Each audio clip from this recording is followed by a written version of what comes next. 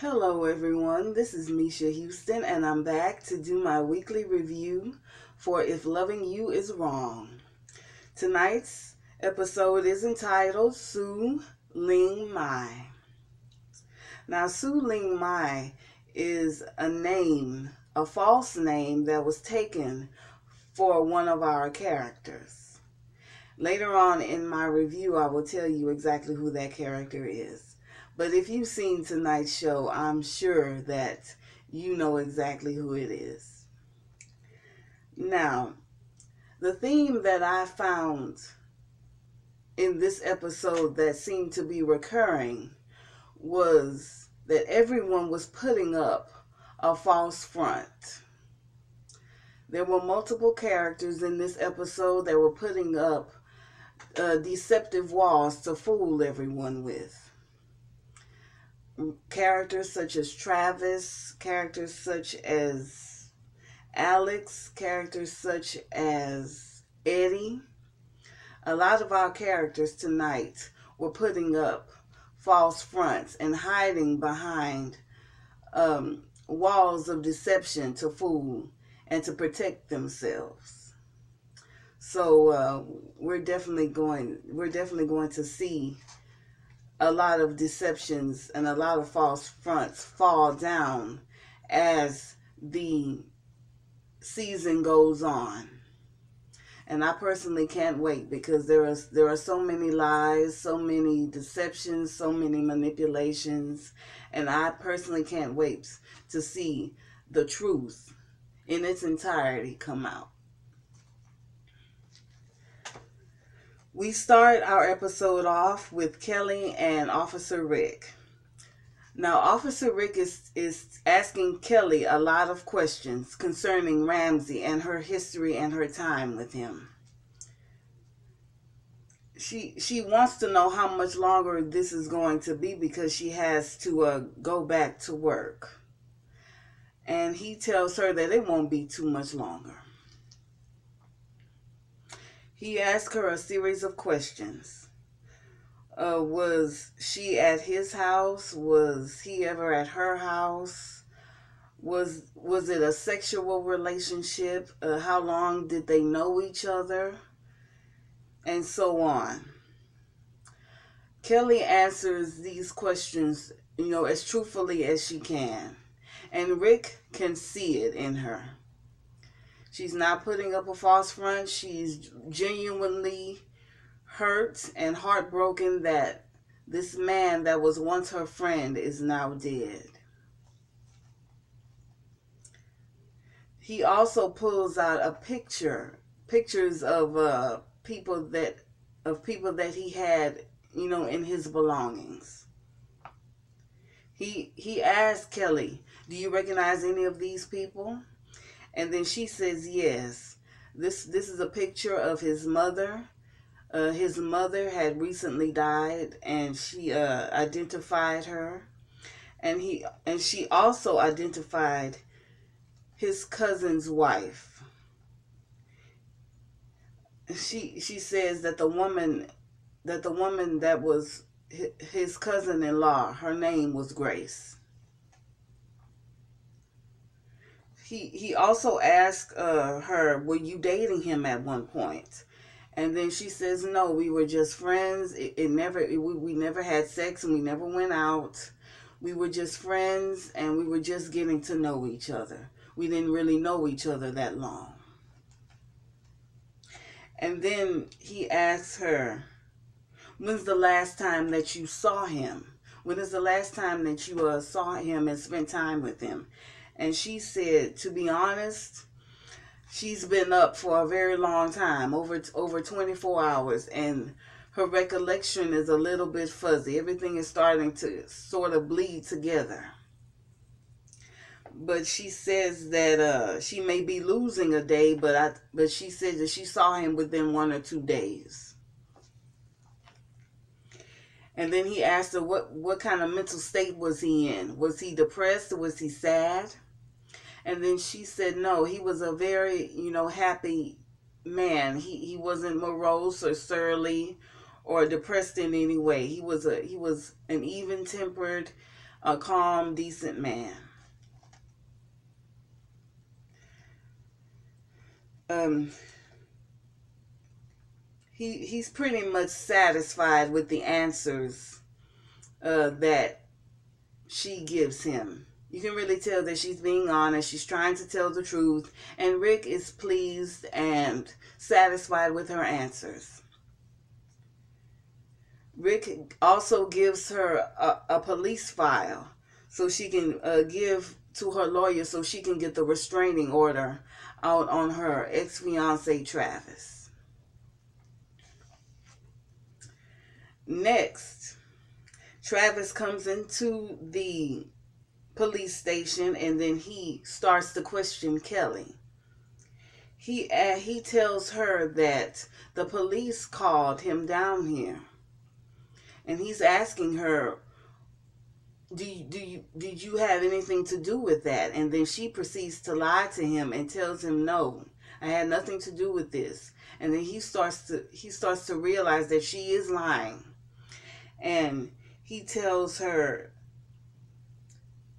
that the police has brought me down here to talk about Ramsey. So what did you say to them, Kelly? What did you do? What did you tell the police? Did you tell the police that I did something to you? And she's getting angrier and she's getting more afraid, and it gets to the point where she grabs her, and she tells him to take your hands off of me. And then his new girlfriend pops up. Apparently he's has a new girlfriend, but her name was never mentioned, so I don't really know her name. Apparently she believes that Kelly has been harassing him, which we all know that is not true.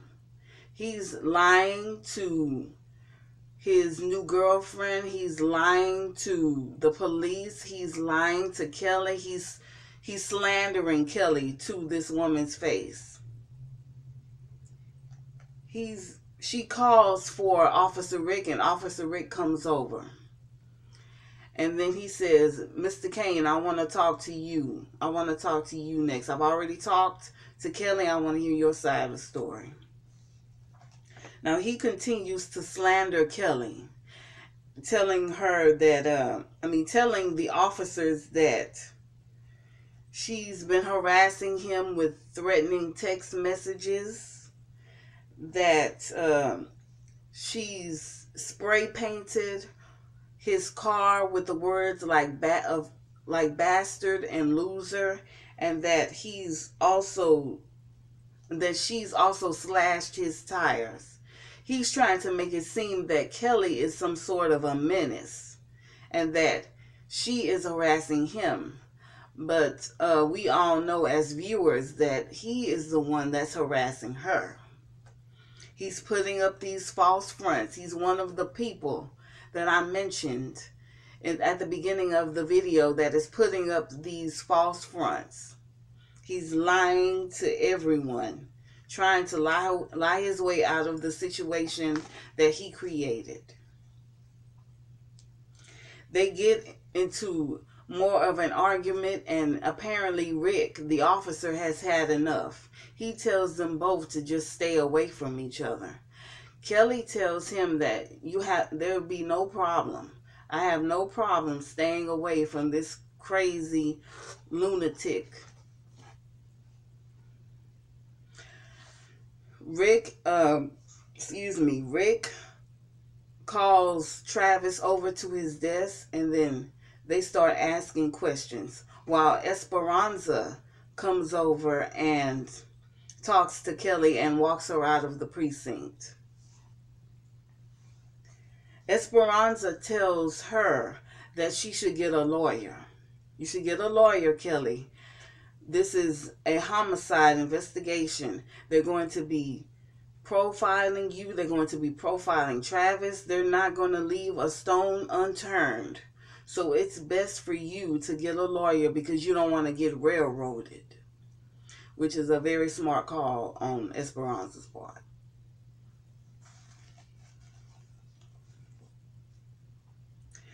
Now, as Kelly is leaving the station, Eddie walks up and says hello to Kelly. And then he also says hello to Esperanza. But he tells her, "What you looking at me like that for? We're not together anymore." Eddie just being Eddie. Being his normal, obnoxious, selfish, crazy self. Now, Eddie is in the precinct now, and Steven calls him over to the captain's office. He wants to talk to Eddie alone. Eddie eventually comes into the captain's office with Steven and closes the door. Immediately, Steven goes to question Eddie about the whereabouts of Andrew. He's asking him, "Where is Andrew? Where is Andrew?" Eddie just gives his normal pack of lies, saying that he doesn't have any idea where Andrew could be. He has no idea where Andrew could be. We all know he's lying. We all know that in the previous season that he shot him multiple times in the leg, in both of his legs and in the shoulder. Eddie just abused him on the side of that road and just pretty much left him there to die. Steven shows a report and records proving that yes, Eddie and Andrew were together on that night. Eddie asked Steven, who put this record together? Who put this report together? And Steven says, "It was me who did this." And then Eddie asked him, "Why did you do this? Why did you put this record together?" And then Steven plays him and lies to him and tells him that, "I'm just trying to protect you. You know me, and you and the captain are all cool with each other, and I'm trying to protect you from a possible problem or a possible scandal." Then Eddie turns the conversation over to Lucian. He wholeheartedly suspects that Lucian is a part of the FBI. And if he isn't a part of the FBI, Eddie tells Steven that he's certainly working with him for sure. Now, Steven senses that Eddie is trying to divert the subject off of Andrew, but he gets him back on track and tells him, "Where is Andrew? Do you even know where he is? Why was his window shot out? What's going on here?" He's steady questioning him, asking him, "Where is Andrew?" But Edward just continues to lie, as he always does, pretending that he has no idea where he is. Eddie told Steven that Andrew was completely out of his jurisdiction. He was off somewhere in a strange neighborhood that's not an unfamiliar and strange neighborhood. And that if Rusty and his people managed to get a hold of Steven, then he is most likely dead. He's most likely dead if Rusty and his crazy in-laws ever got a hold to him. He's most likely gone. Edward brings the conversation back to Lucian and says, "I'm going to take the report and I'm going to check up on Lucian to see exactly if he's in the FBI or not." And that's where the scene ends.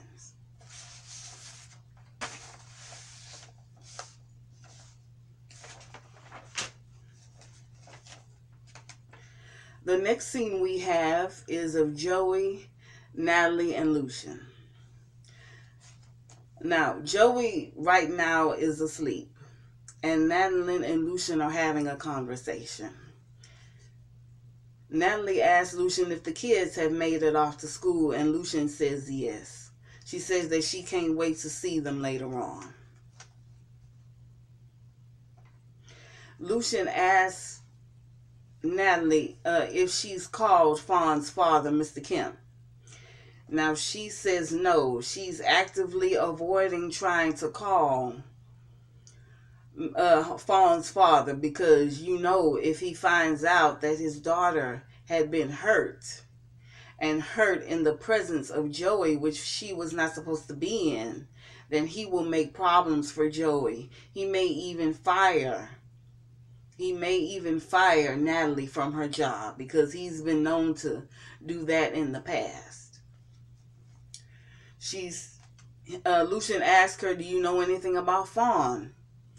And yet again, Natalie is trying to avoid it. She just doesn't want to know about Fawn right now. She doesn't want to know or speak about Fawn's father because that there's going to be some trouble later on. She's just trying to avoid calling at every turn. Lucian's phone rings and he takes his call and goes outside. The phone call is from Stephen. Stephen has called Lucian to tell him that Eddie is on to you, that he suspects that Eddie, that Lucian is an FBI agent and he's hot on the trail and he's not going to give up until he finds something.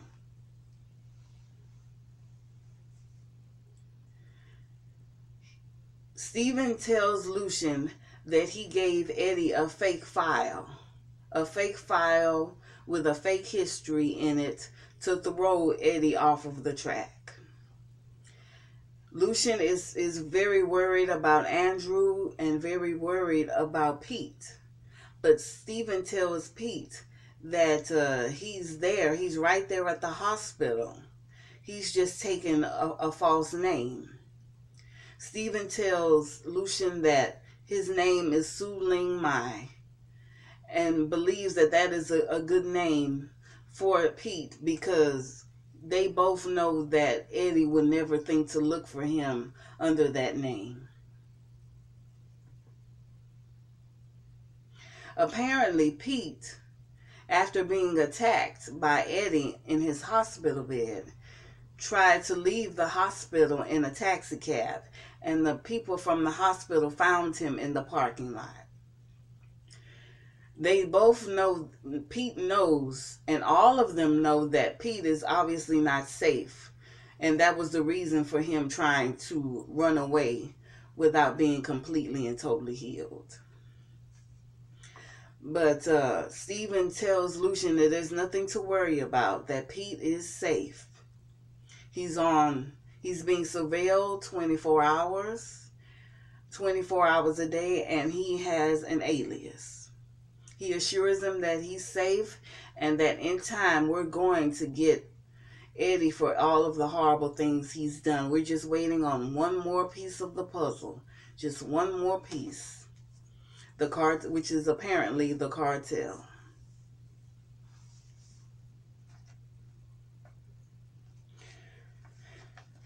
The next group of people that we go to is Alex, Randall, Abby Dexter from the Child Welfare Office, and the doctor. Now the doctor comes out, apparently mistaking Alex and Randall as a married couple. She calls them both Mr. and Mrs. Montgomery, but Randall quickly corrects them and tells her that no, she's not my wife. Alex says he's not my husband. He says my name is Randall Holmes. We're not married.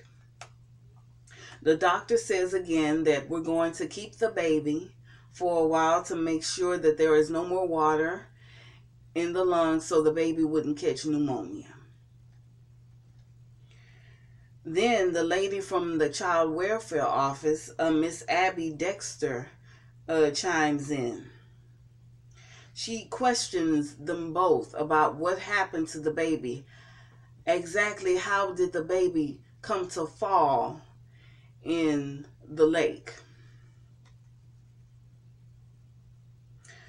Randall said, would you like to tell, in his crazy, outlandish manner, he says, would you like to tell the nice lady about the crazy bitch that dropped our son into the lake? And then Alex pipes in and says, well, no, I mean, you've done that already.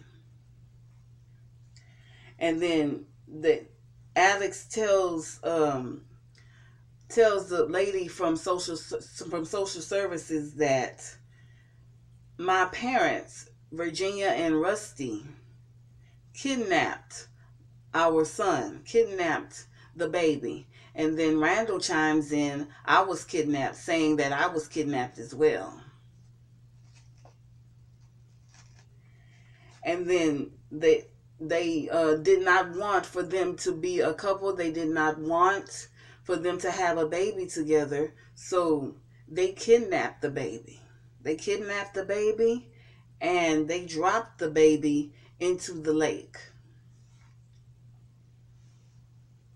The lady from social services asked them, was it an accident? Did your mother drop the baby on accident? And then Randall pipes in again and says, no, it was certainly not an accident.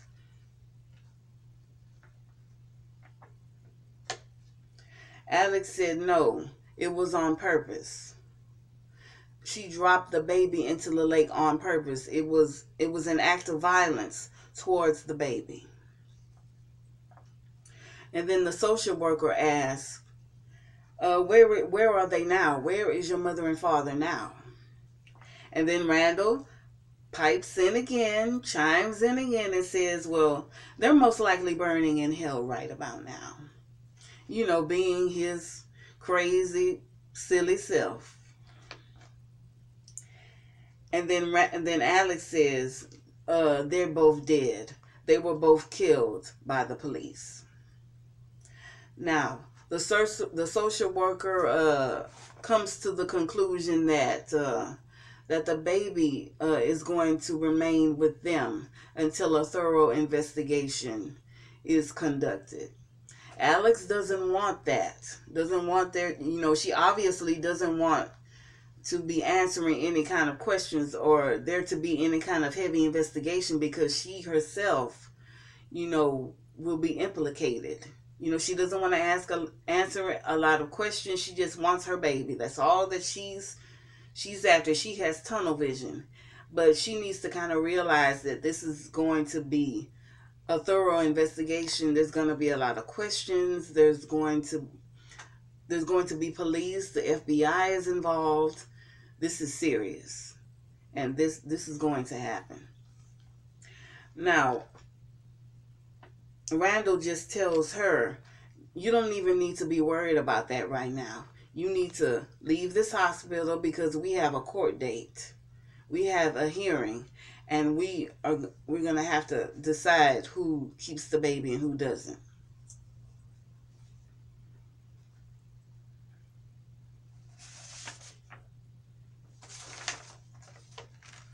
Now, the social worker tells them both that they are going to have to leave.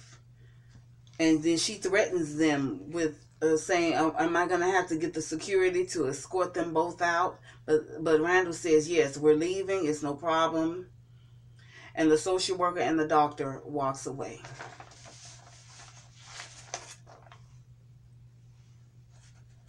Now, Alex and Randall are alone again in the waiting room.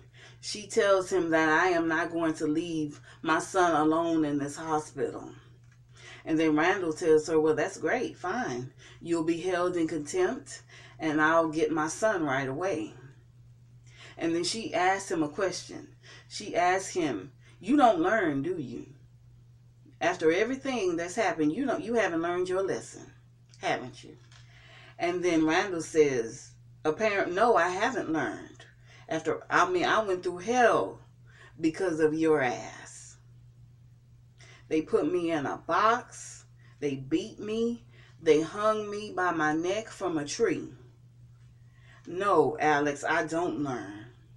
but I'll make sure that you do. And then she lies and says that I didn't put you in a box. I didn't kidnap you. I didn't do this to you. And then Randall says, yes, you did. And then she's saying, no, I did not. I did not put you in that box. But he counters and tells her, you know what? You may not have done the deeds yourself, but you set it up. You're an accomplice to this. You called your parents in and you sent them after me. You pretty much put a hit out on me. And Alex tells her, you know, Alex tells Randall that I did not call them. I made the 3-hour drive down there. And I did send them after you. She admits it openly that yes, I did send those people after you. My family after you. I did do that. And she tells him that I wished that they had killed him. She wishes that they had gotten the job done and killed him. But Randall counters and tells her, unfortunately for you, they didn't. Now she's exhausted, she's tired, and she's just almost pleading with him, saying, don't do this, Randall. Please don't do this. And then Randall asks her, why do you want him so bad? And then she says, are you crazy? Are you insane? He's my son. And then he says, well, he's my son too. I mean, they're both the parents of this baby, and they both feel that they have a right to him. She calls him a son of a bitch again. And then Randall says, you've made this easy for me. After everything that you've done, after everything your parents have done to me, you've pretty much made this very easy for me to get my son. I mean, after what your dead mother and father did, throwing it in her face that her mother and father are dead. And then Alex turns the conversation around and says, what about your mother? Implying that maybe your mother is dead too. And then he snaps and says, what are you talking about?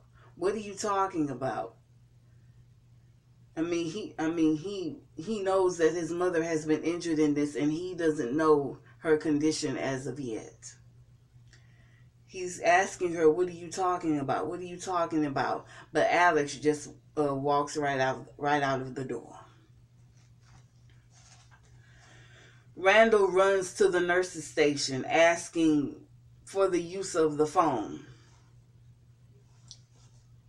The nurses don't want to give him the phone, but eventually they do. He calls his house, but there is no answer. He hangs up the phone and tells both of the nurses thank you, and then he runs out of the hospital.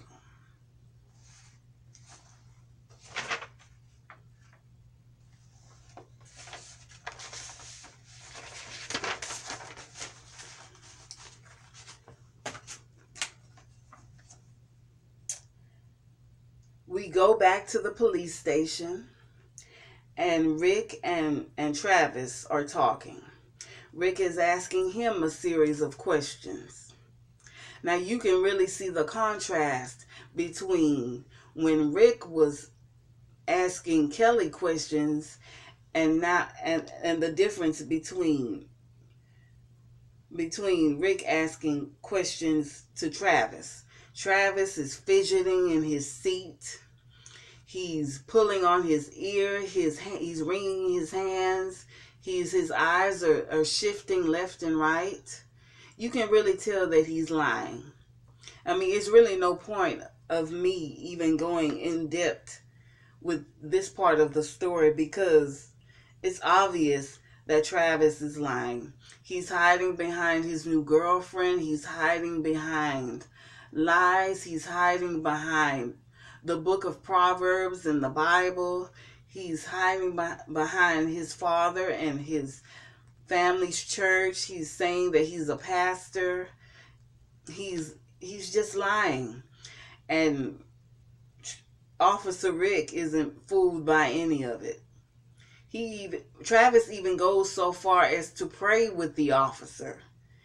He asked the officer, "Can I pray with you?"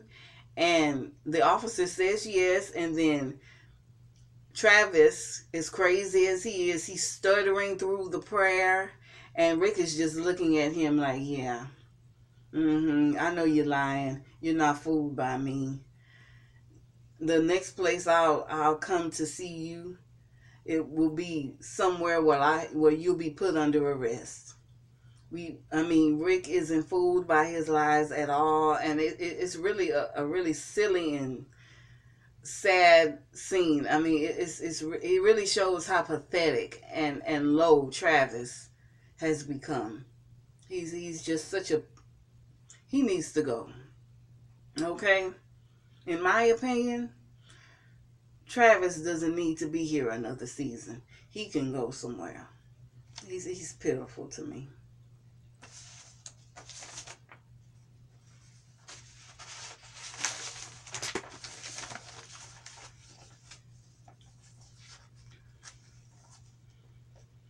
Okay, we go back to Pete and Lucian. Now, Pete, as I said before, is under the alias Ling. He's obviously doing much better. He's awake. He's conscious. His memory is back. He's not in and out, and he's not in any kind of heavy pain. You can really tell that, in this time he has managed to heal up and recuperate from all of the trauma that he suffered. It's good to really see that, and it's really good to have Pete back on the show. I really liked his character. Now, Lucian lets Pete know that he is safe here. He's on a secured floor. He's got this alias, and it's a name that Eddie would never think to check up upon. I'm assuming that Suling Mai is a Chinese name, so Eddie, racist Eddie isn't going to have anything to do with a name like that. It's a name it's a good protection for him, and I'm glad to see that.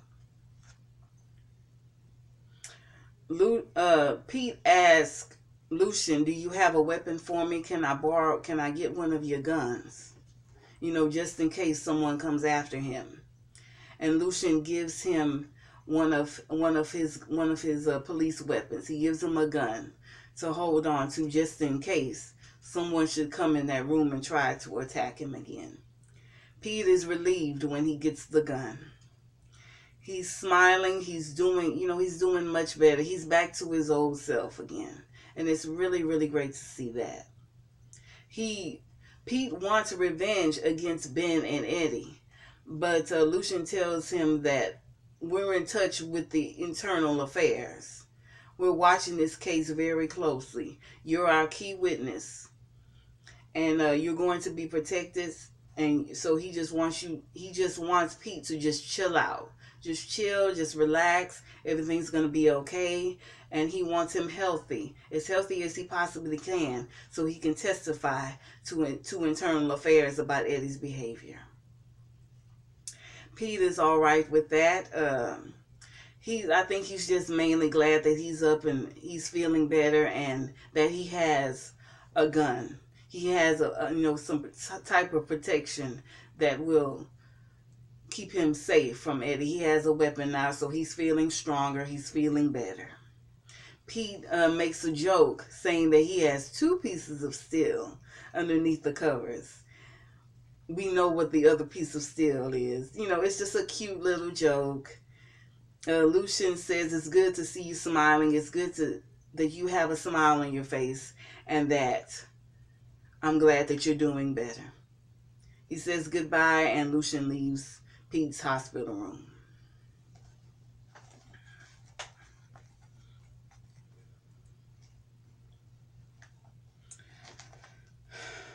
Okay. The next group of people we come to is Randall, Alex, and Marcy. Now, Randall comes home in a cab. He runs into his house and he's frantic. He's running all over the living room, the kitchen. He's running up and down the stairs searching for Miss Louise, his mother. He's calling out to her multiple times, "Mama, Mama, Mama." But Miss Louise, as we all know, is not there. She's not there. She had been beaten badly, and now she's in the hospital. Now Alex comes home a minute later, and Randall runs out of the house and directly to Alex, demanding to know where is his mother. He's screaming at her, "What did you do to my mother? Where is she? What have you done? She better be okay." And she's screaming back at him to just let go of her. They're in a bad place with each other, and they really don't want to be bothered with each other. And then all of a sudden, Marcy comes outside of Alex and Brad's house, and they're both surprised. And they both ask her, "What are you doing here, Marcy? What are you doing here?" And she tells them, well, she rather says out loud that, looking at Randall, saying that, "You survived your ordeal. You survived." And then he asks her again, "What are you doing here?" And then Alex tells Randall that she was just leaving the house. She runs back into the house to avoid Randall, and Randall is still calling out to Alex, asking her, "Where's my mama?" Now, Marcy knows that Miss Louise is all right, but apparently she doesn't tell him. Apparently she's still very angry with him, as she should be, and she doesn't tell Randall that Miss Louise is in the hospital.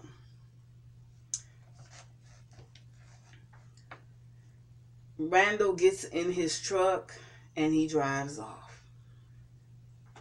Now, back in the house, Marcy and Alex have a confrontation.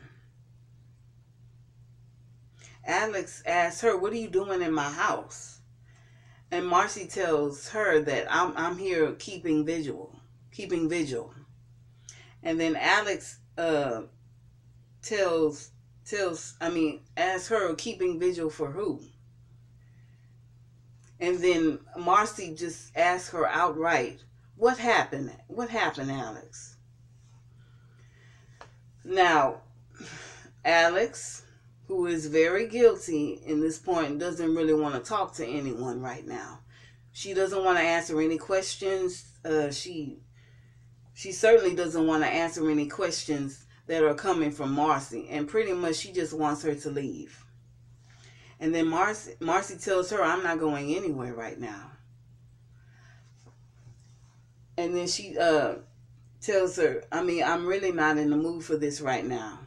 I'm not." And then Marcy tells her, "I'm not leaving. I'm waiting here for my man," which is Brad. She's waiting here for her man, and she's telling her that, "I'm waiting here for Brad because he has my car."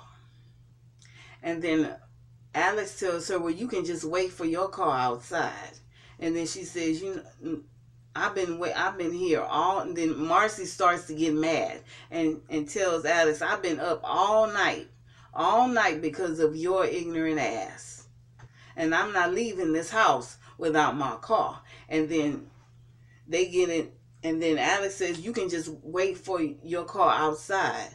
And then she said, "Then I wouldn't be able to see Brad," throwing it in her face that Marcy and Brad are together and that she's lost her husband.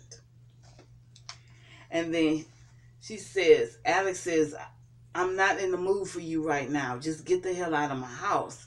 And then Marcy says, "Try me. You just try me. Come over here." She's trying to goad her into a fight. And then Alex gets up in Marcy's face and says, I'm not going to tell you anymore. I'm not going to tell you anymore to get out of my house.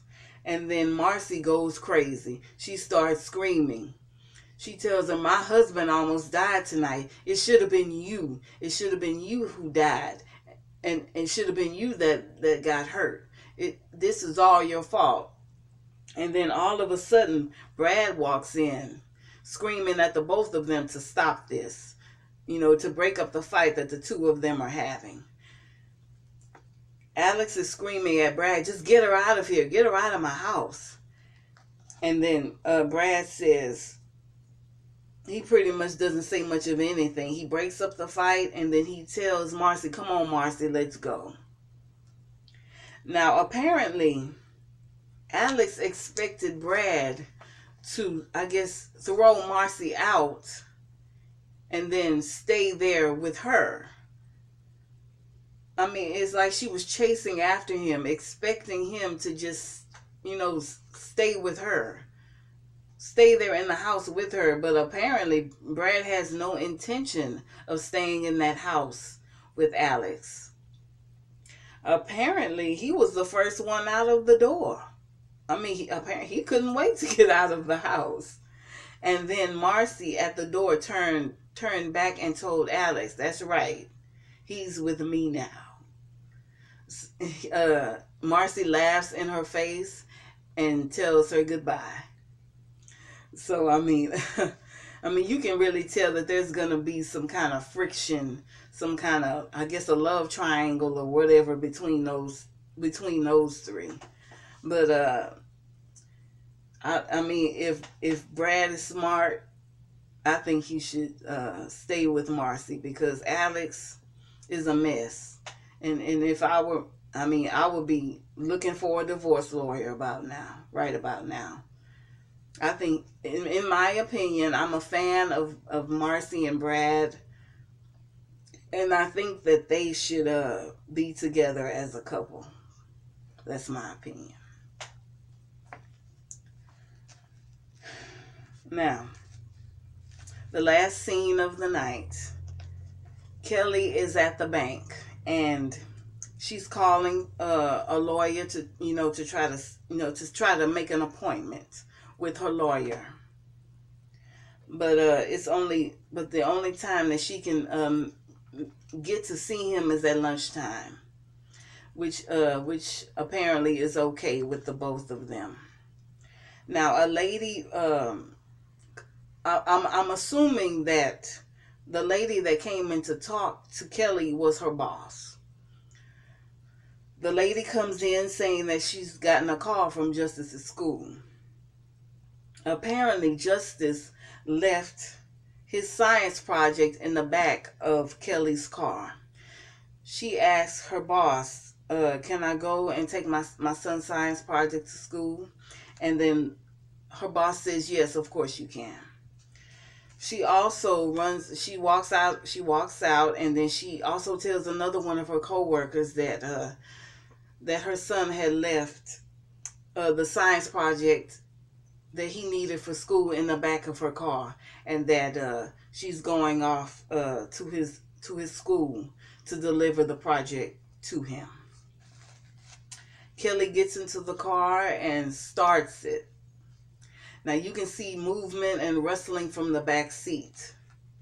And out from behind the science project, out from behind the cardboard and the paper and all of that, apparently Travis has been hiding in the back seat of her car.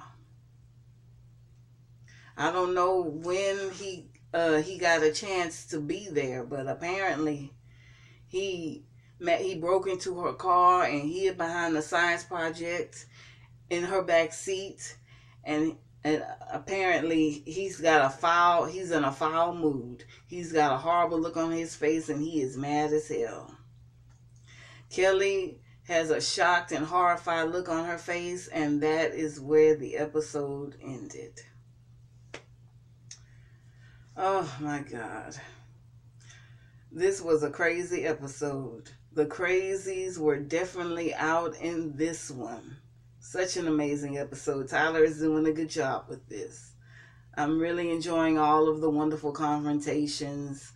I'm enjoying it, all of it. I'm really enjoying this season so far.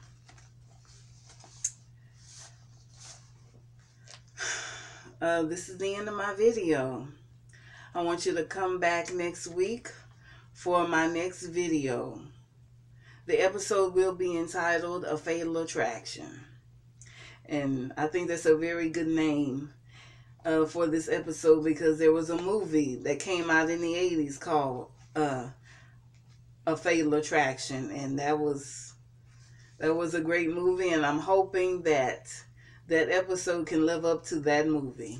I want to see bunnies boiling on the stove when next week comes. So I hope that this is going to be a great episode. I want to say thank you to my viewers and my subscribers. I'm having a wonderful job doing these videos. I'm enjoying myself, and I hope I'm getting better every time. Every time that I do one of these videos, I hope I'm doing a good job for you guys. Come back next week for the haves and the have-nots. I am so enjoying watching this show. It's definitely become one of my favorites.